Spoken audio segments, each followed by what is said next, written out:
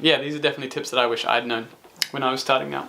Okay. And still use them to this day. Hey guys, welcome back to my channel. Today I'm joined with Alex Ross, and today we're going to start a new series called Actor Chats, where, as you can probably guess, we talk about all things acting. I split it up into 4 sections, 4 kind of like levels of the journey. Know the industry, get some solid training down. From that training, get experience, gather your materials, find an agent. We have compiled a list of what we think is the most important things to know before starting out acting, or just as you're starting out acting. So good video to watch if you're kind of debating it and you're like, what do I even start? This is where you start. Do. This is it. This is where you start. You start on this video, and I think you've led perfectly into the first question, which is this even what I want to do? There are 3 types of people, I think, that think about doing acting. People who really want to do it, but just leave it as a dream. Those who just blindly follow the road to fame. And the third one is people who actually set realistic goals and are ready and willing to put in the hard yards to actually build on their career and start from the bottom and kind of work their way up. Only if you're number 3 can you continue watching this video. You've got to be ready to put in the hard yards, and you've got to be ready to work at it, because acting is working and it is very hard. Part 1. Part 1 of how to get into acting is know the industry. Know that the industry is very, very big, very crazy, and is super competitive. So don't even consider starting if you're not ready to compete with other people, which is essentially what you've got to do. And you need to know yourself very well. You need to know that this is what you want to do, and that's the first thing you want to do if you want to start out acting at all. You need to ask yourself, why? Like, why do I want to be an actor? And if it's to become rich and famous, you're probably not in the right zone to work hard at it. Bloody just going to auditions, you're not going to be able to get through that just thinking like, I want to be rich. Like, exactly. Yeah. So you got to ask yourself why, and if you have a good enough reason for doing it, then you're in a good headspace to start. Another question you've got to ask yourself before you start is, are you comfortable in front of a screen? Are you comfortable in front of lots of people? Are you comfortable performing in public, really? Acting is performing, so you will be seen by lots of people, and if you feel uncomfortable with that, something you need to work on straight away is your confidence in front of people. Get ready for a lot of rejection, because that's 90% of the industry is just people saying, no thank you, yeah, it was good, but you're not what we're looking for. Yeah, it could literally be like, you were almost perfect, but actually we want somebody with green eyes. And that guy over there wasn't quite as good as you, but he's got green eyes, so he fits the look slightly better, so go back and be unemployed again. Yep. Part number 2, once you have a little bit better understanding of the industry and a little bit of an understanding of why you want to do it, then you need to practice. You need to train. Practice. Whether that is just finding a partner, a friend, and going through scripts together and just like mucking around, or whether it's actually paying money and getting professional training, I think is quite important if you're just starting out and you don't know, 1, any of the terminology they use in the industry. That's very important. Yeah. And 2, how to use your body and your voice effectively.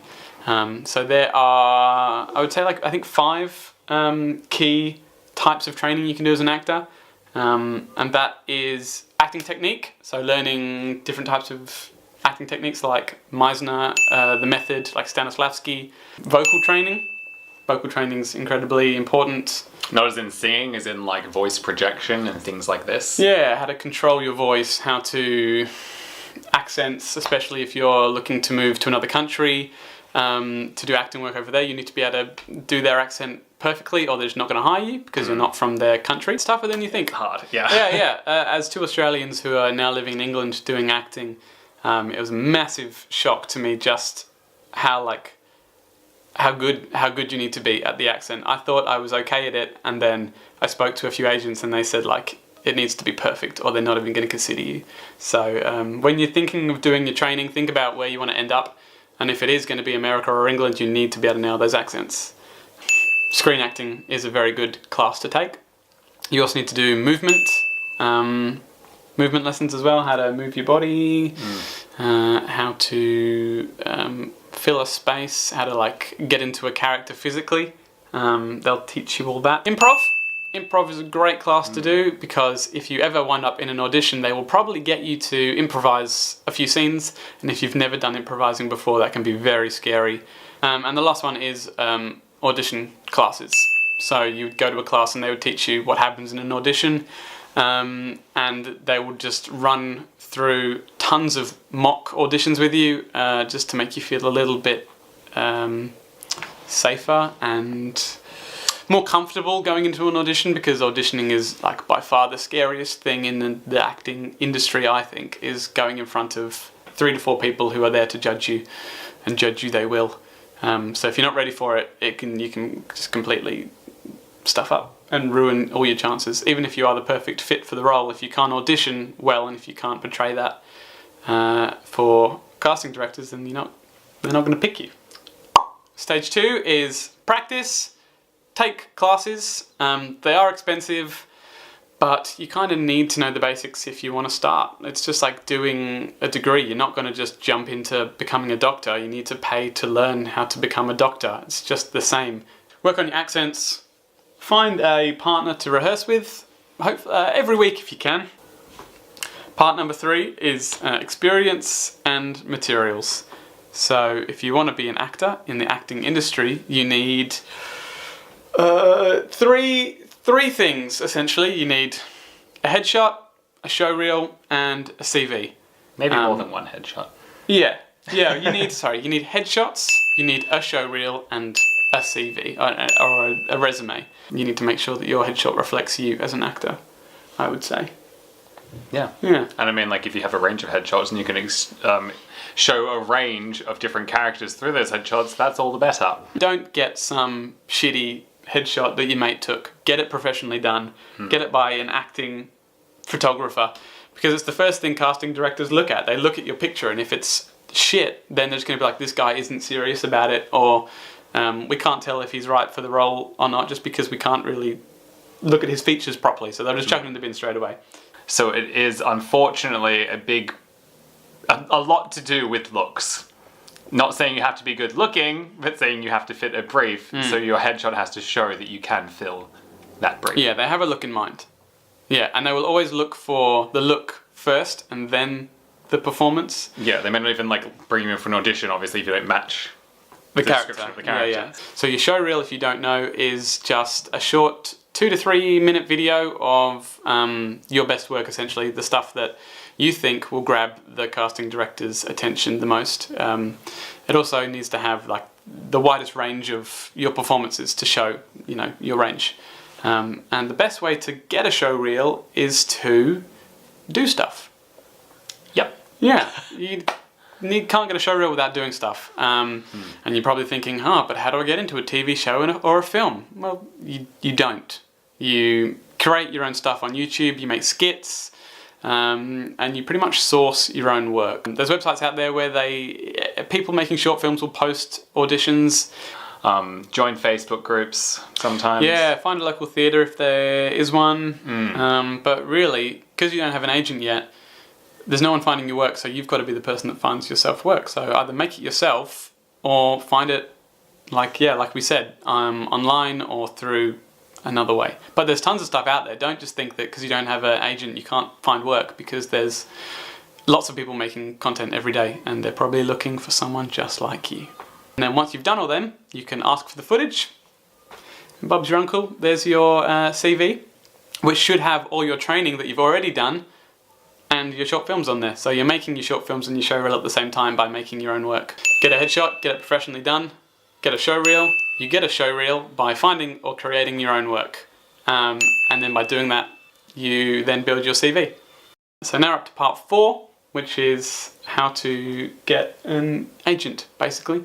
So an agent, for people who don't know, is someone who finds you work. They are commissioned, so they make money off you making money, basically. So it's their job to find you jobs in the acting industry. And if you get a decent agent, they should have some good connections within the industry.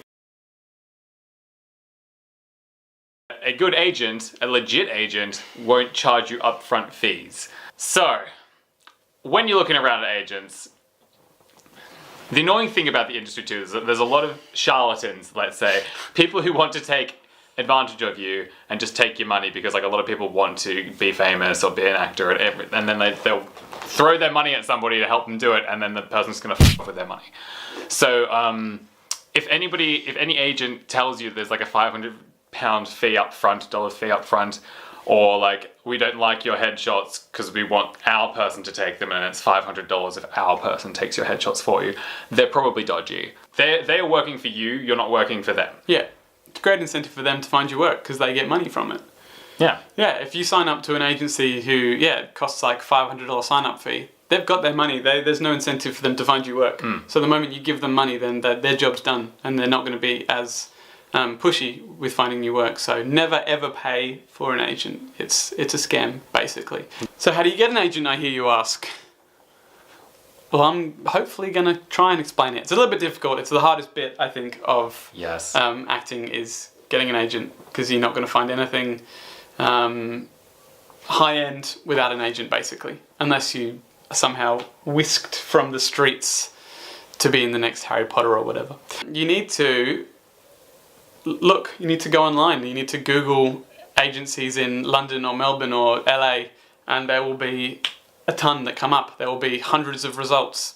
But if you're serious about it, you will click on all of those tabs and you will research every single agent that you find. The best way to find out if they're decent or not is by they should have a news feed about the most recent work that they've done with their actors. Also look at their actors page to see if you recognize any of the actors from TV or screen. They should have a contact us tab at the end of their page, and it should say like, for representation inquiries, email us here. We will require your showreel, CV, and your headshot. Sorry, your showreel, your CV, and your headshot.